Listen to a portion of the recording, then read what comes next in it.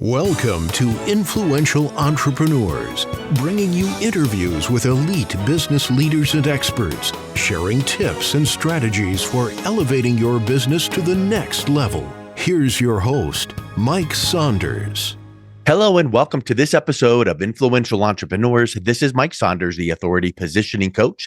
Today we have back with us Taliya Bashani, who's the CEO of Tab Law Firm. We're talking about her new book, and today we're talking about making sure that you know the property. Taliya, welcome back to the program. Thank you, Mike. Good morning. Thanks for having me. Yeah, you're welcome. And I've enjoyed kind of talking through this methodology about your book. And it's so exciting because it's not just some surface level, here's what you should say or do to get the deal. You need to win the listing, but there's certain things that you need to do to elevate yourself in the mind of that seller so that you win that listing. So tell us a little bit about the importance of really researching the property. Yeah, so it's really important to do your research in advance, especially before you meet with the sellers and present your listing presentation. The reason being is a lot of it comes down to price point. So you have to know your property, know its value, know all of the highlights of the property, know the neighborhood. And the research is really important when it comes to pulling comps and looking at similar properties that sold within the last 6 months to a year. So that will give you a base square footage on average, price per square foot, as to what has sold recently in the area. So knowing the property is going to be important because how many bedrooms does it have? Does it have a new roof? Does it have upgrades? If it's a condo, is it a luxury? Is it doorman, elevator? So all of these bells and whistles, so to speak, will become very important for doing the necessary research in advance and knowing your price point and as to how to list the property. It's almost like you need to be a detective researching this, subject here, and you're looking at, the history of the property, house, condo. You're looking at some of the things that might be untapped opportunities that even the seller, might have mentioned just in passing, but that now you can present to the potential buyer. Right, exactly. And it's also important to know, did another broker have this listing before you? What did they price it at? Why didn't it sell? How long did they have that listing? Was it 6 months? Was it a year? And what are you going to do differently, that agent didn't do? So it's important from both the perspective of, doing your research, being a detective, scoping out other properties that are currently listed on the market, as well as doing the research as to the history of this particular property and who listed it before you. So both of those things are really important. And I tell a lot of agents, I say, go to other open houses, check out your competition, see what else is out there, see how it compares to your subject property, because you want to price it competitively where it's going to draw a lot of attraction. And if you're listing your property a lot higher than a similar property on the block or in the building or in the area that's very close to yours, then obviously you want to position your property in a better light so that you draw more traffic. So it's really important to get out there, really, circle the neighborhood, circle the area, the building, see what else is on the market before you go into that listing presentation. And speaking of drawing more traffic, it's drawing more traffic to the property to sell it, but also it makes me think of, how about traffic in the area? Is it important to do research about, maybe zoning laws to see how the property is zoned for maybe possible future projects? Or what if there's upcoming road construction projects? Would that, cause increased traffic or noise? Are those kind of things important to know about so that you're properly positioning the property to a potential buyer? Oh, yes, absolutely. So you want to know all the flaws for the property because you want to know how to handle those objections if buyers come in and say, oh, it's really kind of noisy on this side, or, oh, I noticed there's a construction lot going on, adjacent to this corner. So you definitely, as an agent, want to know those things and doing those research, because you could say, well, they don't work on weekends.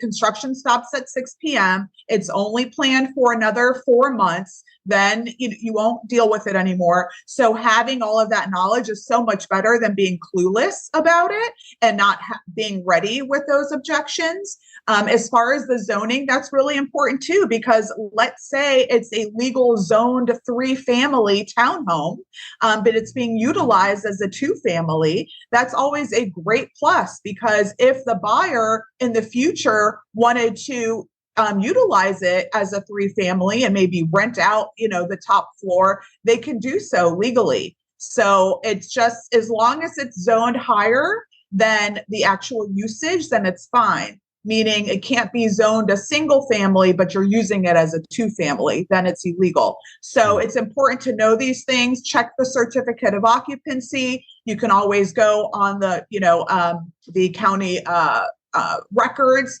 In New York, we use ACRIS, and that's where we pull everything, and DOB's website. So each city has their own online Department of Buildings where a lot of that information is readily available. In New York, we also have Property Shark, which gives you a lot of the information as to the zoning and nearby construction and lot size and things like that. So really important to do. Sellers can also provide a copy of their survey. A survey is a map or a plot of the land, so you know exactly where the property lines start and end. And this is important to know if for a buyer that might be wanting to build a deck or a patio or a pool. If there's a lot of backyard space, you really need to know those things. So as an agent, it's important to gather that research and that data. Yeah, it sure is. And it's just all part of doing your homework and being that detective. And you mentioned, knowing about other properties in the area.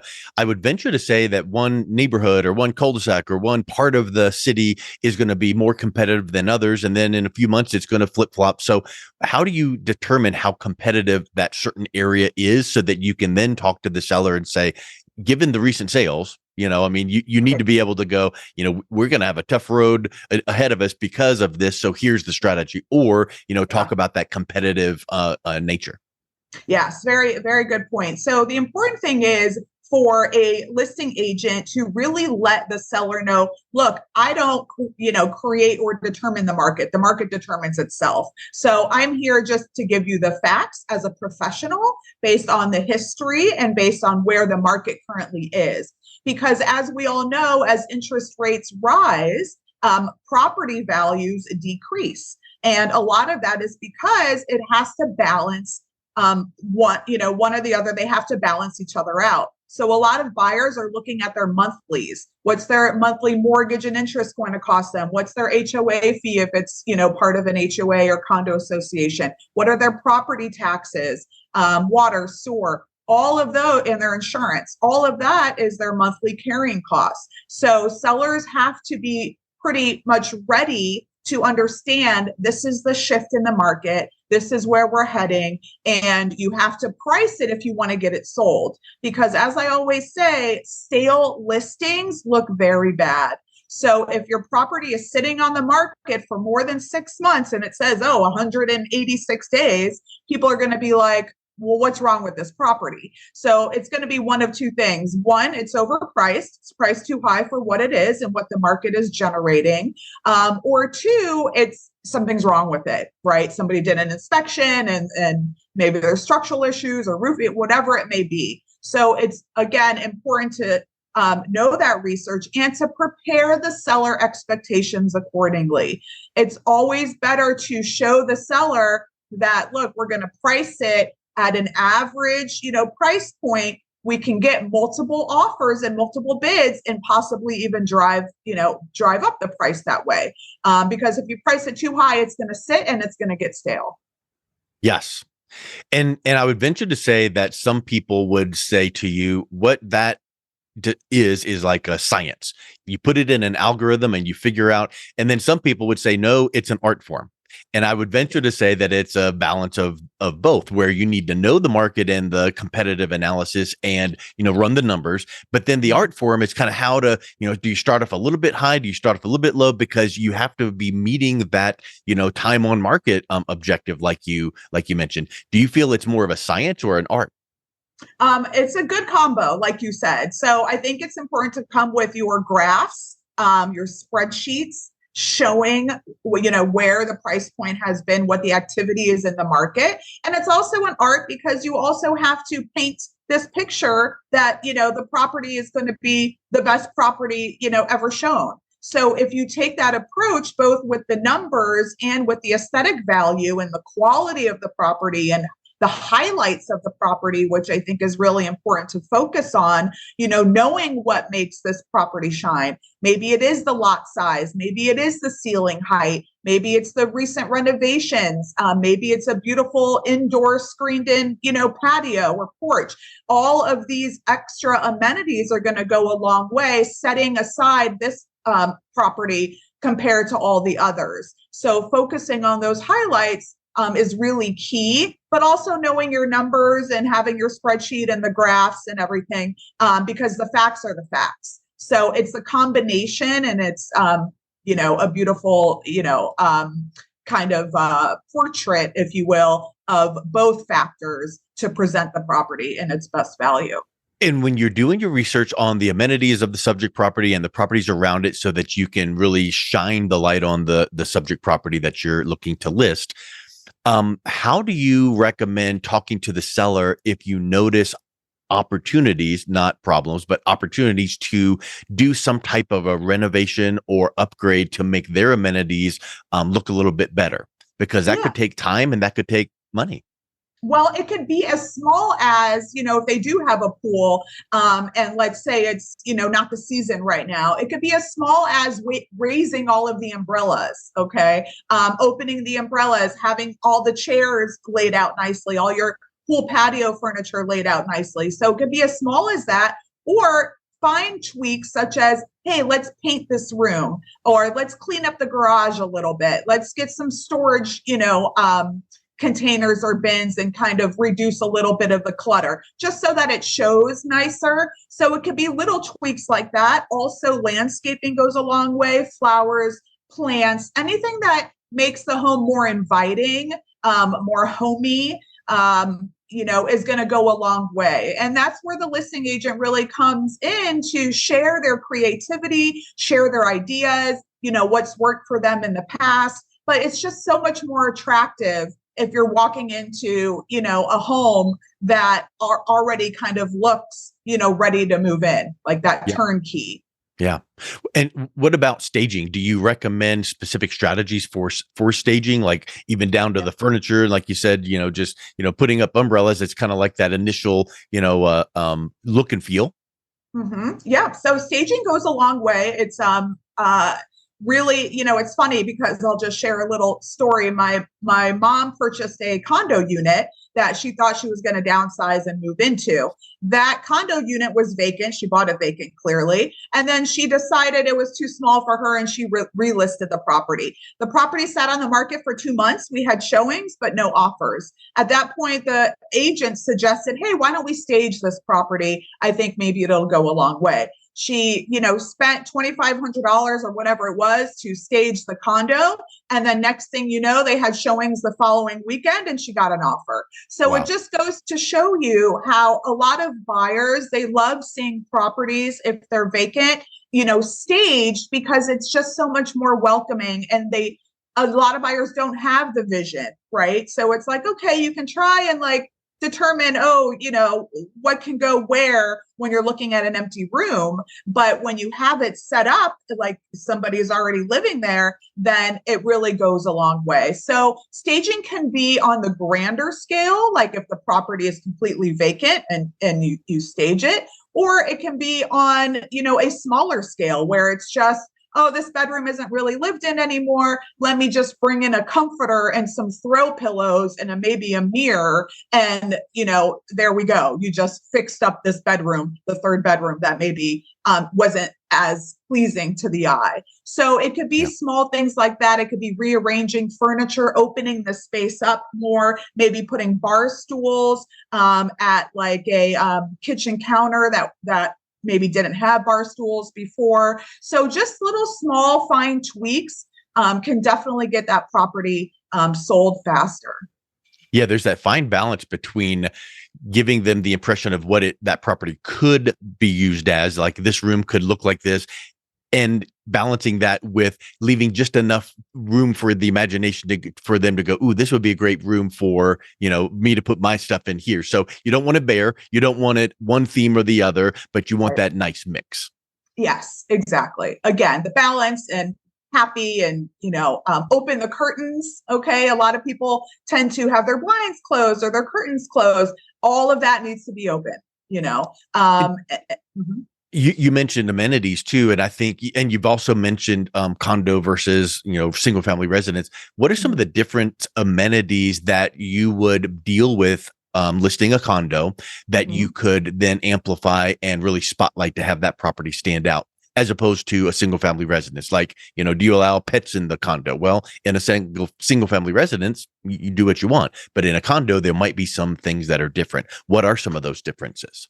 Yes, great question. So it's important to research the actual condo building or co-op that you're taking on for your seller so that you do know the rules and regulations, including sublet policy, pet policy, alteration policy, because remember, if you want to do upgrades or renovations in the unit, everything has to go before the board for approval before you can, commence any renovations or upgrades. So it's important to know as a listing agent exactly what is required for that building, because obviously you don't want to take a buyer that doesn't qualify and then you get through the process and then now the buyer's denied by the board or something comes out in the due diligence period and now it doesn't work for the buyer. So that's really important to know as far as the policies and the rules and regulations.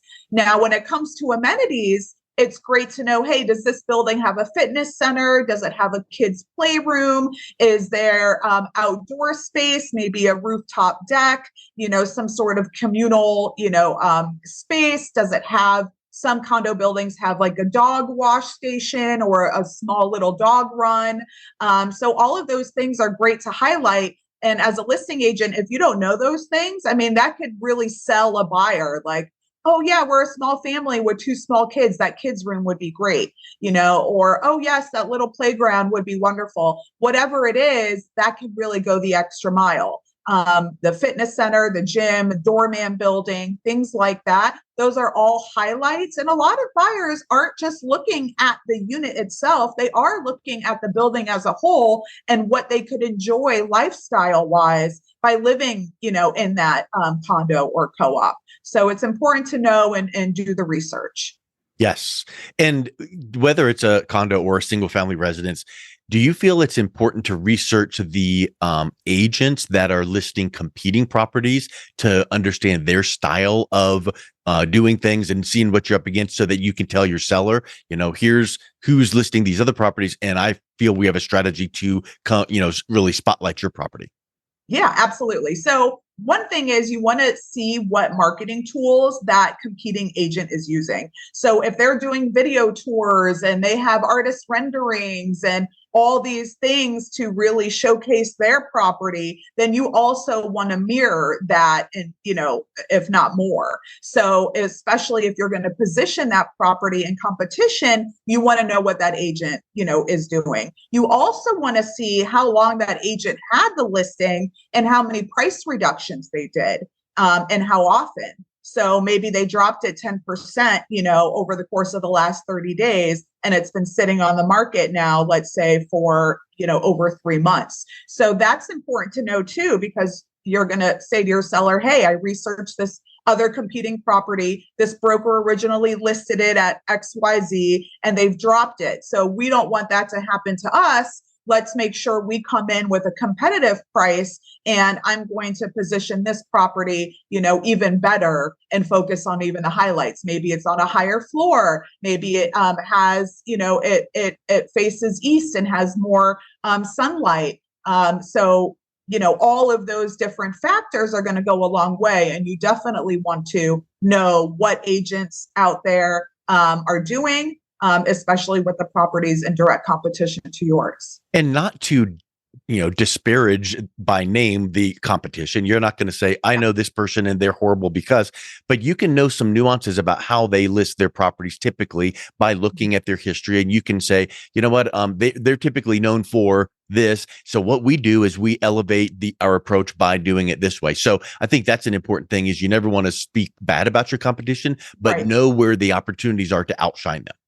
Exactly. Yeah. So it's all about using what you find out about them as your strengths, just to position yourself in, a better light for your client's property.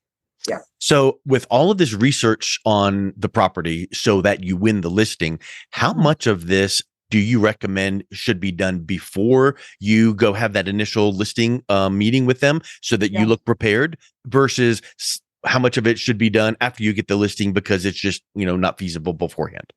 Yeah. So good question. So, it's important to obviously gather as much material as you can before listing the property, showing that you know the property. However, realize that your first pitch is to your seller. So your seller really isn't going to care so much about the construction across the street or the traffic or road closures or things like that. The seller kind of already knows their area. So, but you do, as far as knowing your competition, knowing the highlights of this property, having your ideas, it's a different audience, right? So you have to gather the research that really fits your audience, which is your seller, which is the person that you're pitching to get the listing agreement signed.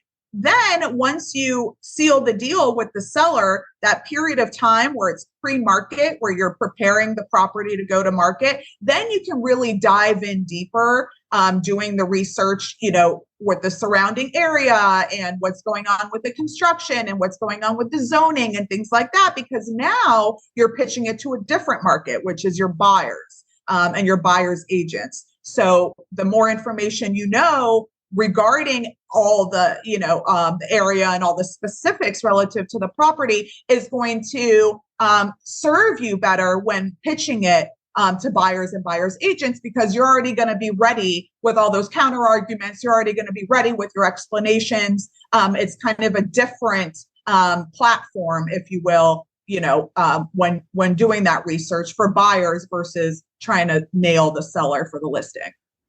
You made a comment that I want to go a little bit deeper on before we wrap up here, which is your first customer in sale is to the seller. Yeah. So I think people can get wrapped up in the details of the property and the numbers and the price and all this stuff and get so granular on facts and figures that they don't realize that there's a human behind that and they have emotions and feelings, and you have to tie that back into what's in it for them. So talk a little bit about the nuance of understanding the property and knowing how to communicate that to the seller, because that is actually your client.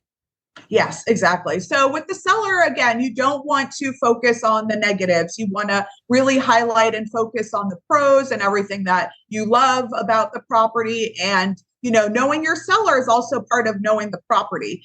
So as I mentioned before, maybe the seller did a lot of upgrades on their own or renovations recently on their own. And it's, good for you to focus on that and say, oh, I love what you did here. I love how you open this kitchen up, or I love the extension you did with the deck on the back, things like that, and ask the seller questions that are directly related to the property.